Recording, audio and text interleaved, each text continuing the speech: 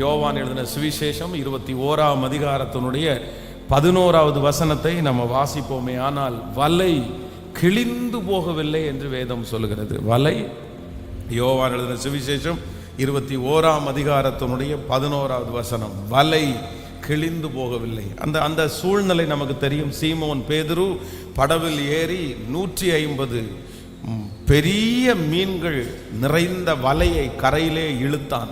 இத்தனை மீன்கள் இருந்தும் வலை கிழியவில்லை. எல்லாரும் சேர்ந்து சொல்லுங்கள், இத்தனை மீன்கள் இருந்தும் வலை கிழியவில்லை. 153 மீன், பெரிய மீன் இருந்துச்சாம். ஆனால் அந்த வலைக்கு பார்த்தீங்க அப்படின்னா அவ்வளவு மீன்களை வச்சிருக்கிறதுக்கு கெப்பாசிட்டி இல்லை. ஒரு பொருளை ஒரு குடத்துல தண்ணி ஊற்றணும்னா 10 லிட்டர் தண்ணின்னா 10 லிட்டர் தண்ணி தான் ஊற்றணும். அதுக்கு மேலே அந்த குடம் அந்த தண்ணியை தாங்காது. அதே போல் ஒவ்வொன்றும் அப்படி தான். எல்லா விதத்துலையும் நம்ம பயன்படுத்துவதற்கு ஒரு அளவு இருக்கிறது. அந்த அளவிற்கு மேலே பார்த்தீங்கன்னா அதை நம்ம பயன்படுத்தவே முடியாது. அந்த லிமிட்டேஷன். இந்த இடத்துலையும் இந்த வலைக்குன்னு ஒரு கெப்பாசிட்டி இருக்குது, அதுக்குன்னு ஒரு படிப்பு இருக்குது, அதுக்குன்னு ஒரு தன்மை இருக்குது. அவ்வளோதான் அதுக்குள்ள மீன் வைக்க முடியும். ஆனால் வேதம் சொல்கிறது, இத்தனை மீன்கள் இருந்தும் அந்த வலை கிழியவில்லை.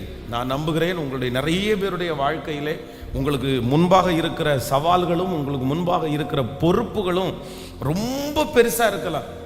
ஆனால் உங்களுடைய வலை போல உங்கள் படிப்பு, உங்களுடைய வாழ்க்கை, உங்களுடைய பணம், உங்களுடைய பின்னணி அதை தாங்கக்கூடிய அளவிற்கு நீங்கள் இல்லாமல் இருக்கலாம். நான் எப்படி இதை செய்வேன், எப்படி நான் இதை முன்னேறுவேன், இது ஒரு பெரிய பொறுப்பாயிடுச்சே, இதை நான் செய்ய முடியுமா, ஒரு பெரிய சவாலாச்சே, இதை நான் எப்படி சந்திப்பேன் அப்படின்னு நீங்கள் நினைக்கலாம். ஆனால் நான் நம்புகிறேன், ஆண்டவர் அனுமதிப்பாரே ஆனால், ஆண்டவர் உங்களோடு கூட இருப்பாரானால் 153 பெரிய மீன்களை தாங்க கூட முடியாத வலையா இருந்தாலும் அந்த வலை கிழிந்து போகாமல் அத்தனை மீன்களையும் தாங்கக்கூடிய அந்த பலத்தை கர்த்தர் தருவார். இந்த மாதம் கரங்களை தட்டி கொண்டிருக்கும் போதே உங்களுக்கு பலத்தையும் சத்துவத்தையும் அருளுகிற மாதம்.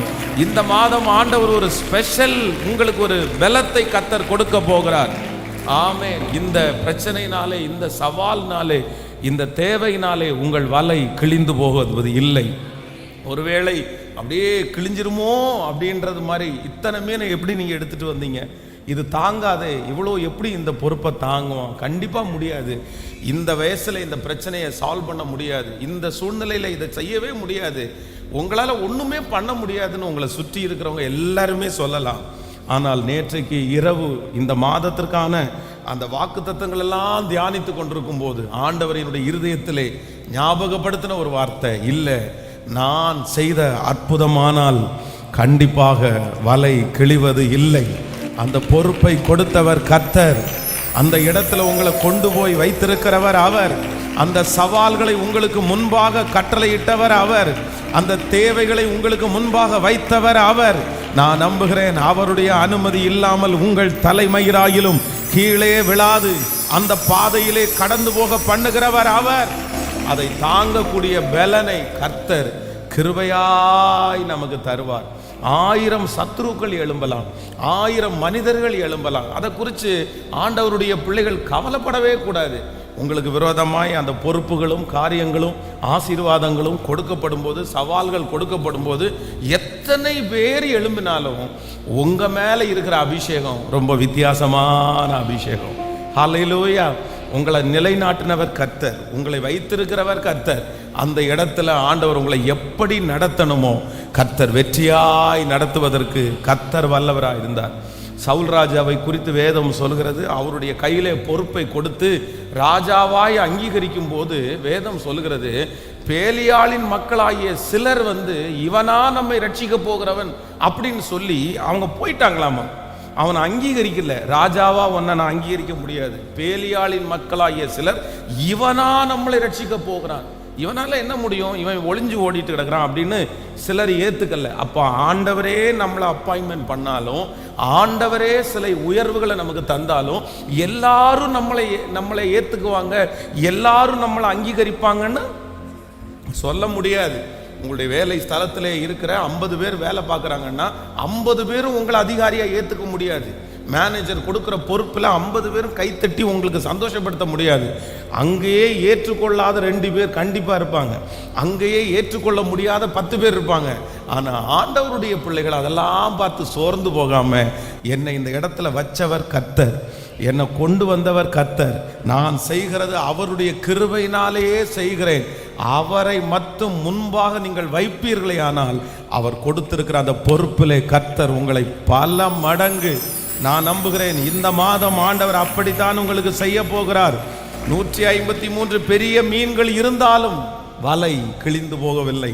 சொல்லுங்கள் பார்க்கலாம், கையை மேல உயர்த்தி ஒரு 10 டைம் சொல்லுங்கள். அத்தனை மீன்கள் இருந்தும் வலை கிழிந்து போகவில்லை.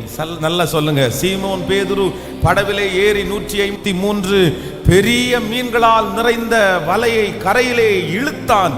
இத்தனை மீன்கள் இருந்தும் வலை கிழியவில்லை. சொல்லுங்கள், கைகளை மேல உயர்த்தி, இத்தனை மீன்கள் இருந்தும் வலை கிழியவில்லை. அந்த அபிஷேகத்தினுடைய வல்லமை உங்கள் தலையின் மேல் அப்படியே இறங்கட்டும். இத்தனை பொறுப்புகள் இருந்தும், இத்தனை சவால்கள் இருந்தும், இத்தனை சூழ்நிலைகள் இருந்தும், இத்தனை எதிர்ப்புகள் இருந்தும், இத்தனை பலவீனங்கள் இருந்தும், இத்தனை எதிர்மறையான காரியங்கள் இருந்தும் இந்த வலை கிழிந்து போவது இல்லை. இந்த வலை கிழிந்து போவதில்லை. இது கர்த்தரால் அனுப்பப்பட்டது. இது கர்த்தருடைய வார்த்தையினால் நிறந்தது. இதற்கு உதவி செய்கிறவர் கர்த்தர், இதை நடத்துகிறவர் கர்த்தர். ஹல்லேலூயா. ஒன்றும் நம்மை சேதப்படுத்த முடியாது.